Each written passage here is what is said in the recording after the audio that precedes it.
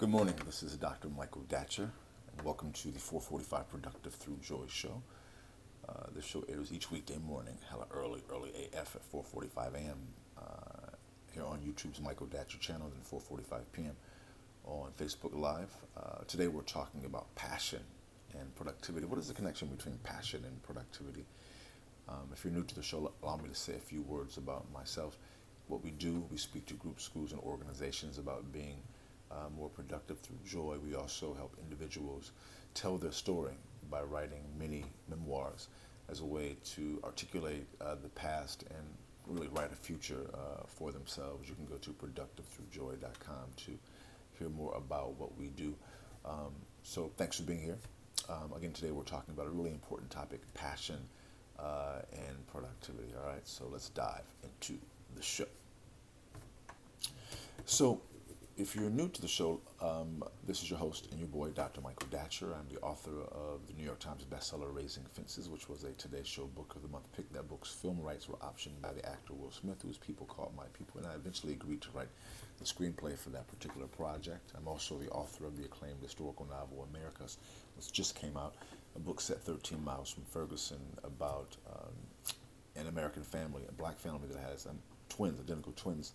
The book interrogates the intersection between race and violence in America. Really a powerful story of America. It reminds me of a literary version of Childish Gambino's "This Is America."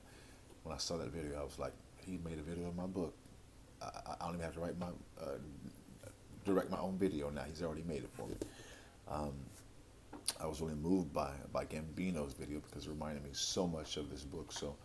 That's in bookstores everywhere. Look for that. I'm probably coming to a town near you on the book tour.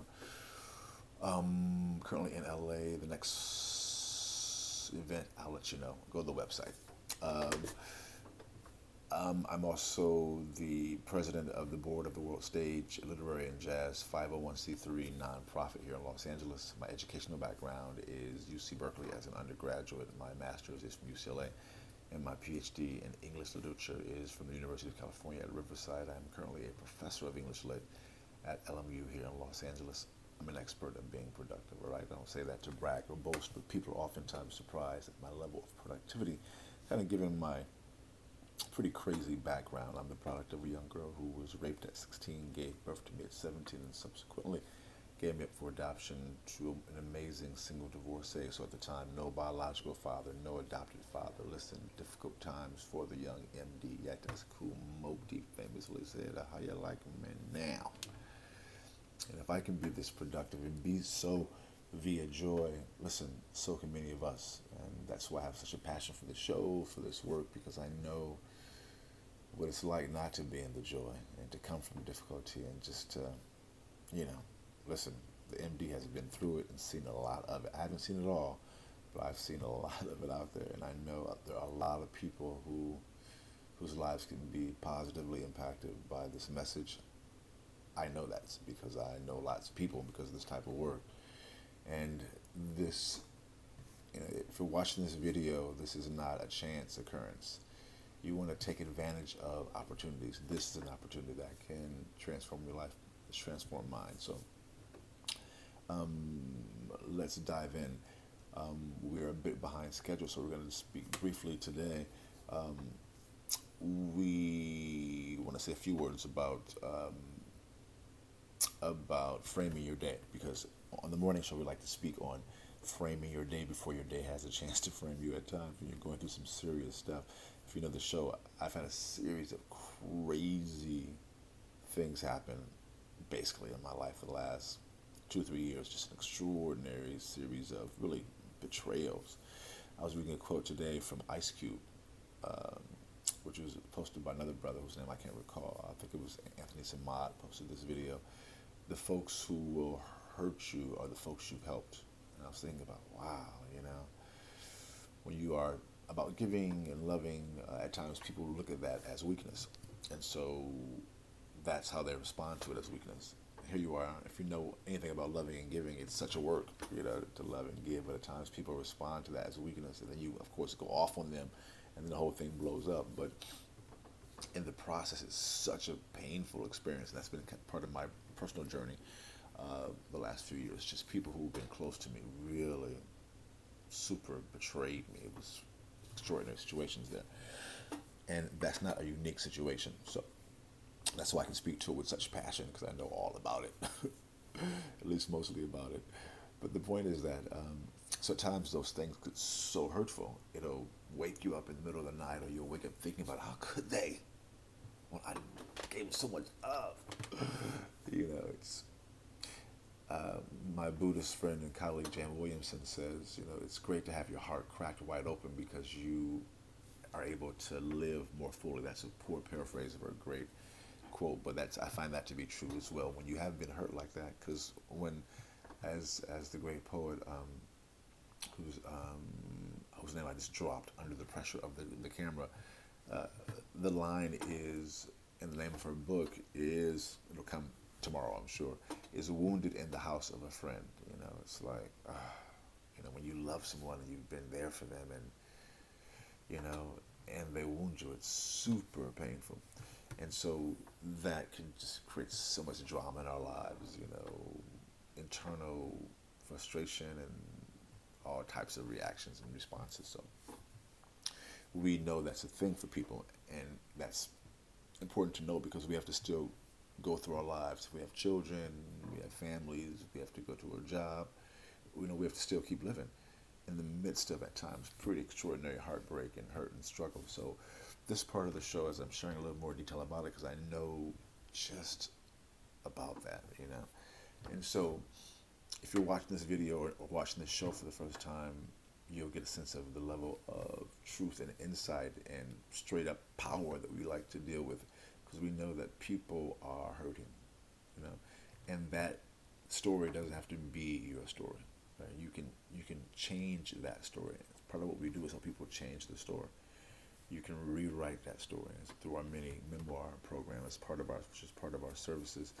We help people to reflect, to tell that story, and then to literally change the story of the past in terms of its meaning, and then write a new story for the future. It's a powerful, powerful project. So go to Productive Through Joy, holler at us, see what we do. We speak to groups, schools, and organizations about being productive through joy.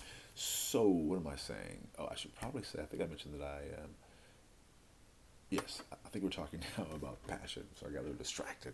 Oh, we're talking about framing your day. So you can frame your day by, we talk about this in the context of a ritual. Let me just give you my brief morning ritual. So in the mornings I'll wake up at 3:45, 3:30 actually now, which is crazy, just too early, trust me, for most people, including me, but because of schedule and family and the need to be up by myself so I can be creative, I have to get up that early in the morning just to be able to be an artist and a professor and a parent and do what needs to be done. That is for everyone. Hopefully that doesn't have to be your schedule, which is pretty crazy even to me, and I live it every day.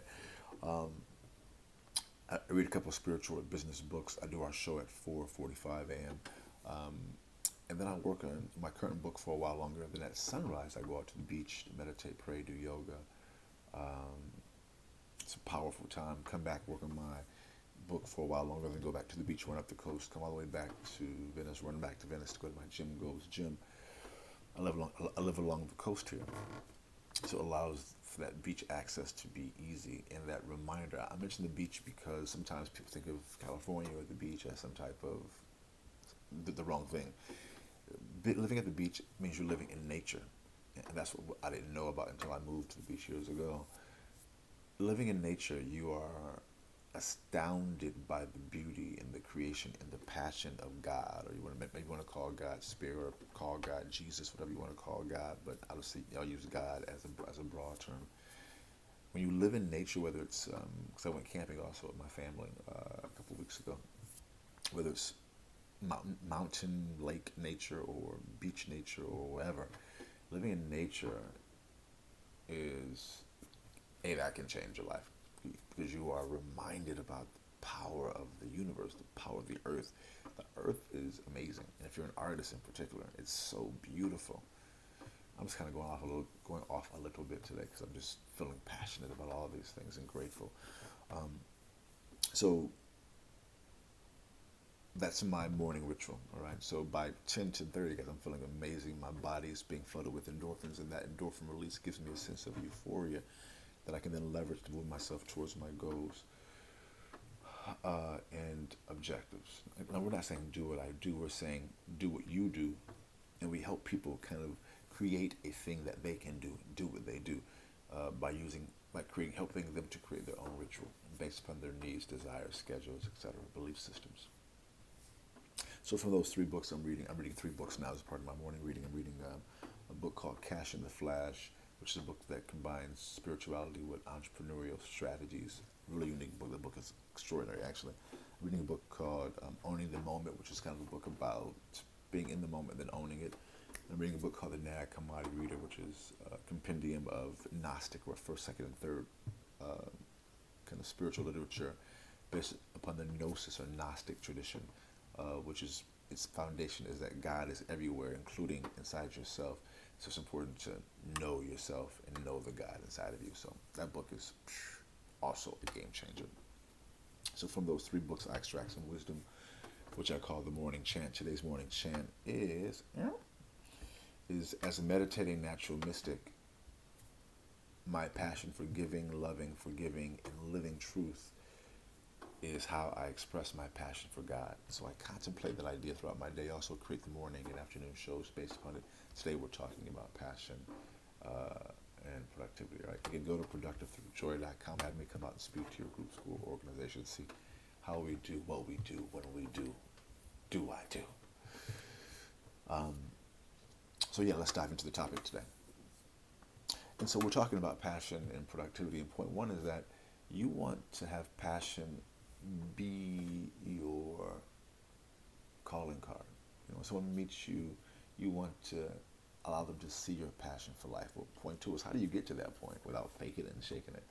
Point two is you want to do this. You want to have a morning ritual, right? Something to start your day. You can always go through it and check back in on it. Tap into it for smaller increments of the needed boost throughout the day, like drinking coffee. It's like drinking coffee, at least for me in some ways. I'll come back in, I'll meditate for a little bit, or I'll pray, or throughout my day, do yoga throughout after my morning times. I'll go to a class, that type of thing, Pilates. And so that allows you to really kind of heal yourself, although we are proponents of therapy when needed and other types of help. But and being able to help yourself, game changer. So physician help thyself is a real thing. This is a way to do just that. And thirdly, when you begin to have a renewable source of energy, like the sun or solar power, sun or wind power, solar or wind power, it's renewable. And so when you have that, because life happens to us every day, happens with us every day, happens in my mind, happens with us and for us every day, having a renewable source of energy to tap into, game changer. And what that leads to is a passion for life. I mean, many of us come from such difficult circumstances or have seen such difficulty and have been hurt so much. It can shut you down. I've seen this happen.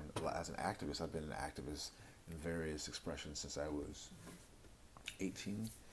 And I love activists because they are typically, in my experience, looking out for other people. Really, it's an expression of love. That's how I came up in it and how I believe it today. And sometimes we are the ones who get hurt because we're giving so much, and it's just, for various reasons, not appreciated, or people take it the wrong way, and we're also getting attacked, of course, because we're activating oftentimes against powerful people. So it's a lot to deal with. You know, I'm thinking about what a beautiful thing it is to have, to maintain, to renew that passion anyway, in the face of it all, to maintain that passion. So boom goes the dynamite. That's it for today's show. I was kind of preaching today because I'm just feeling it all. Thanks for listening and enduring my, not enduring, but just embracing my passionate preaching today about passion. Go to productivethroughjoy.com. Have me come out, speak to your group, school, organization. Thank you. We love and respect you here. We'll see you this afternoon at 4:45 p.m. Until then, let's talk about it and be about it. Deuces.